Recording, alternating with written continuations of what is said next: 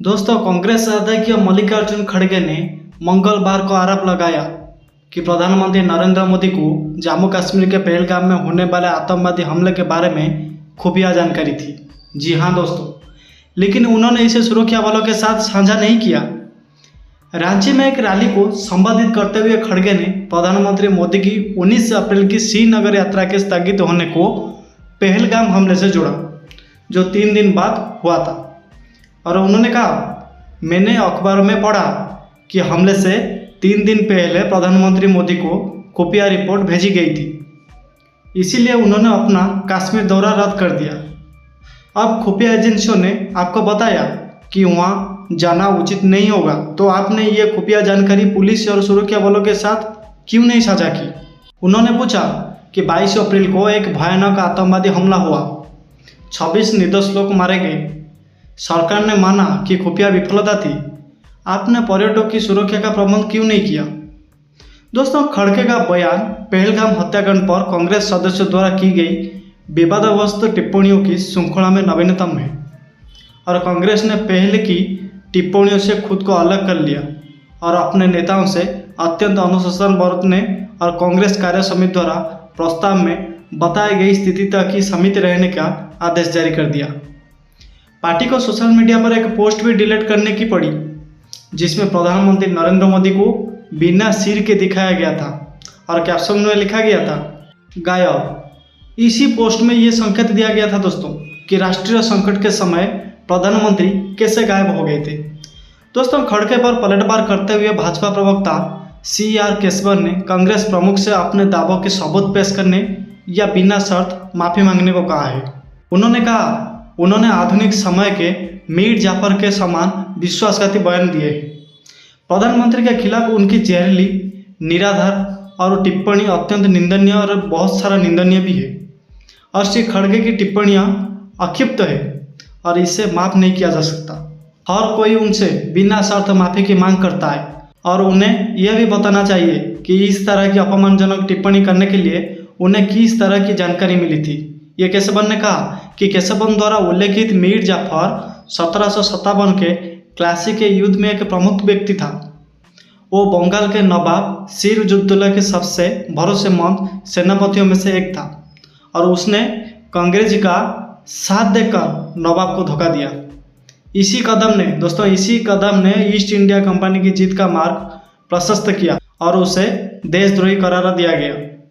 दोस्तों, वरिष्ठ भाजपा नेता और पूर्व केंद्रीय मंत्री रविशंकर प्रसाद ने भी खड़गे पर हमला करते हुए कहा कि वो अपनी पार्टी के नेताओं की उस B ग्रेड में शामिल हो गए जो राष्ट्रीय सुरक्षा जैसे मुद्दे पर विवादास्पद टिप्पणियां करते हैं। प्रसाद ने संवाददाताओं से कहा, देखिए वो किस तरह की टिप्पणियां कर रहे हैं। सर्वदलीय बैठक में वो देश के साथ खड़े होने का दावा करते हैं, लेकिन फिर वो ऐसे बयान देते हैं जो देश को कमजोर करते हैं। दोस्तों, आखिर घटना क्या हुआ था। दरअसल दोस्तों, कांग्रेस अध्यक्ष मल्लिकार्जुन खड़गे ने शुक्रवार को पहलगाम आतंकवादी हमले के बाद की स्थिति से निपटने के लिए कोई स्पष्ट रणनीति पेश नहीं करने के लिए केंद्र सरकार पर निशाना साधा। साथ ही साथ उन्होंने दोहराया कि इस मुद्दे पर विपक्ष केंद्र के साथ एकजुट है। कांग्रेस कार्य समिति उनकी जब बैठक के दौरान खड़गे ने कहा, पहलगाम हमले के कई दिन बाद भी सरकार की ओर से पहलगाम हमले के बाद की स्थिति से निपटने के लिए कोई स्पष्ट रणनीति नहीं बनाई गई है। प्रस्ताव में कहा गया, ये समय एक राष्ट्र के रूप में पाकिस्तान को सबक सिखाने और आतंकवाद पर निर्णायक रूप से अंकुश लगाने के लिए हमारे सामूहिक इच्छा शक्ति को प्रदर्शित करने का है। इस कायरतापूर्ण हमले के मास्टरमाइंड और अपराधियों को उनके कृत्यों के लिए पुण्य परिणाम भुगतने होंगे।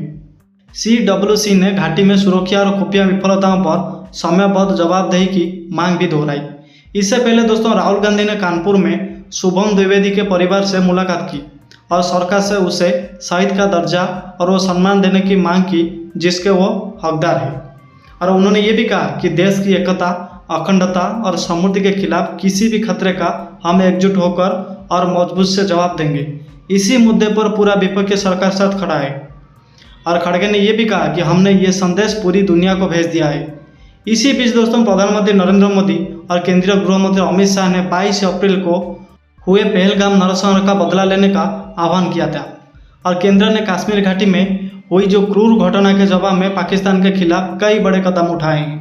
उन्होंने कह दिया कि इसके लिए सबसे पहले मैं राहुल जी को बधाई देता हूँ, जिन्होंने लगातार इस मुद्दे को उठाकर सरकार को जातीय जनगणना पर निर्णय लेने के लिए मजबूर किया। खड़गे ने सीधी तौर पर कह दी कि आपने भारत जोड़ो न्याय यात्रा के दौरान इसे एक शक्तिशाली अभियान में बदल दिया और सामाजिक न्याय 18वीं लोकसभा चुनाव का सबसे महत्वपूर्ण मुद्दा बन गया। दोस्तों, पार्टी के 24 अकबर रोड स्थित कार्यालय में आयोजित CWC की बैठक में खड़गे ने यह भी कहा कि सरकार ने पार्टी की जाति सर्वेक्षण की मांग पर सहमति जताई थी, लेकिन निर्णय के समय ने हमें आश्चर्यचकित कर दिया और केंद्र सरकार ने बुधवार को घोषणा की थी कि आगामी राष्ट्रीय जनगणना में जातीय जनगणना भी शामिल की जाएगी और सरकार ने इस कदम को पारदर्शी बताया, जबकि विपक्ष पर इस मुद्दे को राजनीतिक उपकरण के रूप में इस्तेमाल करने का आरोप लगाया। इसी फैसले पर प्रतिक्रिया देते हुए कांग्रेस अध्यक्ष खड़गे ने कहा कि कांग्रेस शासित तेलंगाना और कर्नाटक में जातिगत सर्वेक्षण पहले ही पूरा हो चुका है और इन आंकड़ों का इस्तेमाल कल्याणकारी योजनाओं को आकार देने के लिए किया जा रहा है। और उन्होंने ये भी कहा कि गुजरात में AICC सन्ना के दौरान हमने 9 अप्रैल को एक प्रस्ताव प्रेरित किया और अपनी मांग दोहराई। हमने आरक्षण पर 50% की सीमा हटाने की भी मांग की। इसी सीमा को हटाने का काम संविधान संशोधन के जरिए किया जाएगा। हालांकि दोस्तों, खड़गे ने केंद्र के रूप में अचानक आए बदलाव के पीछे के समय और मंशा पर सवाल उठाए। उन्होंने कहा, सरकार ने जातीय जनगणना की हमारी सालों पुरानी मांग को स्वीकार कर लिया, लेकिन दोस्तों इसके लिए चुना गया समय हमें हैरान कर गया। जिस भाषा और भावना के साथ कई बातें कही गई, उससे हमारे मन में कई संदेह पैदा हो गए। उन्होंने याद दिलाया कि जब उन्होंने अप्रैल 2023 में इस मुद्दे पर प्रधानमंत्री को पत्र लिखा था, तो सरकार ने इस सिरे से खारिज कर दिया था। उन्होंने सरकार के पिछले विरोध की और इशारा करते हुए कहा कि सरकार ने हर मंच पर हमारी मांग का विरोध किया है। इसे विभाजनकारी और शहरी नक्सल कहा गया। मोदी जी और RSS नेताओं ने राज्य चुनाव अभियान में इसकी आलोचना की। बांटेंगे तो काटेंगे, ये जैसे नारे भी लगाए गए। दोस्तों, खड़गे ने पार्टी नेताओं और जनता को 2011 में UPA 2 सरकार के दौरान शुरू किए गए जातीय सर्वेक्षण की भी याद दिलाई और कहा कि डेटा संग्रह आधिकारिक तौर पर मार्च 2016 में समाप्त हो गया था। उन्होंने पूछा कि सरकार ने 2022 में राज्यसभा में एक प्रश्न के उत्तर में स्वयं इसे स्वीकार किया था, तो क्या 2014 में हमसे अधूरे आंकड़े प्रकाशित करने के लिए अपेक्षा करना मूर्खता नहीं थी? उन्होंने ये भी कहा, दोस्तों, हम कहेंगे कि हमें खुशी है कि उन्होंने हमारी बात समझी, भला ही देर से समझी, लेकिन एक पुरानी कहावत है, देर आए दुरुस्त आए। उन्होंने 2024 के चुनाव घोषणा पत्र में उल्लेखित भव्य पुरानी पार्टी की प्रतिबद्धता को दोहराया, जिसमें सभी समुदाय की आबादी निर्धारित करने, राष्ट्रीय समाधान में उनके हिस्से का आकलन करने और पर्याप्त प्रतिनिधित्व सुनिश्चित करने के लिए एक व्यापक सामाजिक, आर्थिक और जातीय सर्वेक्षण आयोजित करने की बात कही गई है। खड़गे ने कहा, हमारा मानना है कि ये समाज का एक्सरे होगा।